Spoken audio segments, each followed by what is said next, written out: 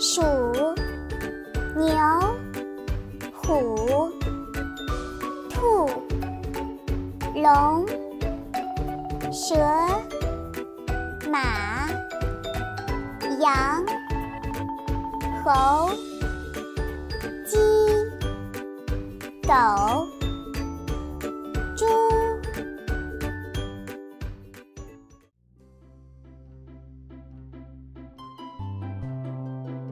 Hi guys, welcome back. We all know that the Chinese zodiac calendar is based on a 12-year cycle, and each year is named after an animal. These animals are called Zodiac Animals, 生肖. To find out are these Zodiac Animals, we use this question. 你属什么? What's your Zodiac Animal? To answer it, you need this sentence structure. 我属 Find out your zodiac animal in Chinese and fill in the sentence with it. For example, if your zodiac animal is the monkey, in Chinese it's 我属猴. If yours is a pig, it's 我属猪. Let's say you were born in the year of the dog. Do you know how to say it now? 我属狗. That's right.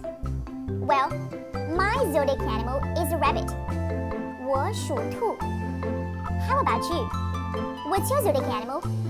你属什么? Will you be able to say it in Chinese? Go finding out your friend's zodiac animals and teach them to say it in Mandarin. To tell people the name of a zodiac year in Chinese is very easy. Simply put the zodiac animal in front of the word year. For example, the year of the rat is 鼠年. How about the year of the horse? How do we say it in Chinese? That's right, 马年. Which zodiac year were you born?